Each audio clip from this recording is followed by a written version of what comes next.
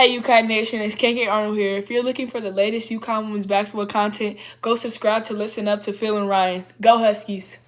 Phil and Ryan, listen up, Rye. Back home for the holidays. Back home from UConn. You got to say it twice. We made it. We made it. Thank you, KK. And what a wonderful experience, especially for this person sitting next to me. I know that's a once in a lifetime experience he will never forget. In this episode, we're going to break down the Big East because that is all UConn has, Ryan, for the next, more than 2 or 3 weeks. Let's go over to comments, or not comments, excuse me. According to CT Insider, they brought out a great preview around October the 28th, talking about Big East opponents. Let's go over to this article. Information brought to you by CT Insider says UConn is again expected to dominate the Big East, especially after some of the league's best teams saw its stars leave the league. Creighton's Emma Ronsick transferred to Colorado State. Villanova's Lucy Olson transferred to Iowa. And Marquette former head coach Megan Duffy left to coach Virginia Tech. Despite Ronsick's departure, the Blue Jays do return four of their starters from last season and should be the hardest test for the Huskies in conference play. So, looking at standings, Ryan, that's our point. We want to preview just very fast, right? What to expect in Big East Conference play, even though the Huskies already had one game in the conference. They won it, obviously. But the thing is, we're not going to ruin the last check ins. The thing is, does Phil and Rye, does anyone of you all expect the unexpected? Meaning, Ryan, they're supposed to win all these games, but do you have them dropping any? Don't tell us now, though. Yeah, I'll try not to spoil anything for you guys, but yeah, UConn only so far playing just one Big East opponent. Of course, they won convincingly over Georgetown, and from now until the end of the season, the Huskies play all Big East opponents except for two games against Tennessee and South Carolina. So two very tough opponents still outside of the Big East, but right now the Huskies stand at 10-2, ranked seventh in the newest AP poll. Both losses now have come against teams ranked in the top five, but no other team in the Big East is ranked. And it's honestly been that way for the last year or so. At times Marquette, Creighton, and Villanova have been ranked all lower in the rankings, but this season, like you kind of mentioned, it's been brutal on all the teams, losing players, losing coaches to the transfer portal, switching teams. And that's not going to help because of UConn's domination of the Big East since they came over from the AAC in 2021. UConn has won four straight Big East titles, regular season and conference tournament championships. They won a perfect 18-0 in 2021 and last year in 24 in the Big East, and only lost one game in 22 and just two in 2023. And I really just can't see that changing anytime soon. I think the expectations for a lot of us is, for UConn to just roll through these teams pretty easily. But, possibly teams like Creighton, they're usually one of the top Big East teams. Of course, besides UConn, still kind of keeping their core together. Players like Lauren Jensen, they still have Morgan Malley, Molly Majensen, Kennedy Townsend. Mallory Blake as well. So they kind of still have their core group together. Kind of been struggling a little bit so far with that kind of roster and the opponents that they've played. But St. John's standing at 10-2. They have a pretty solid team. Lachey Dwyer, I believe she's playing pretty good. You got Jory Allen for DePaul.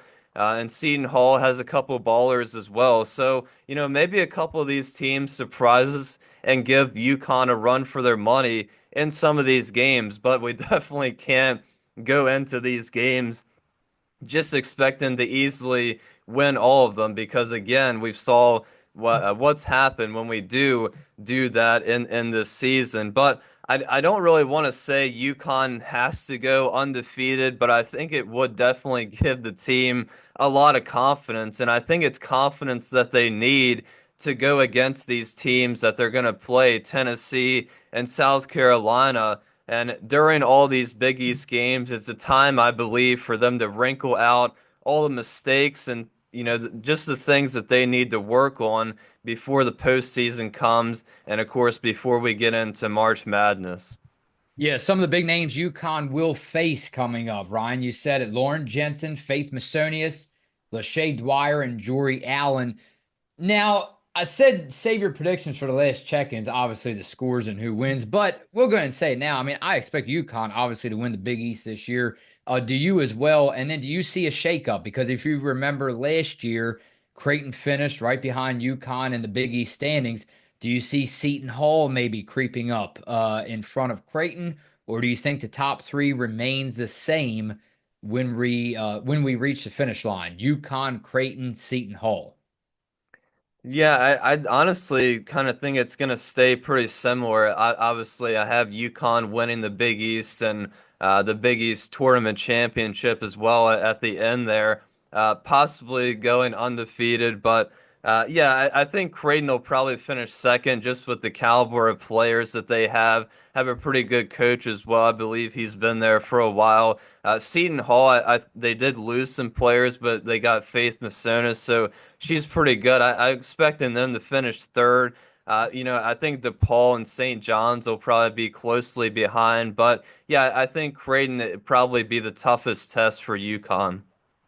All right, Ryan, we appreciate everybody. Comment away and tell us what you think if UConn will win the Big East this year, if that's even a prediction. But Ryan, not to take anything away from any other team, let's go over to comments. We appreciate everybody for coming through. Comment away.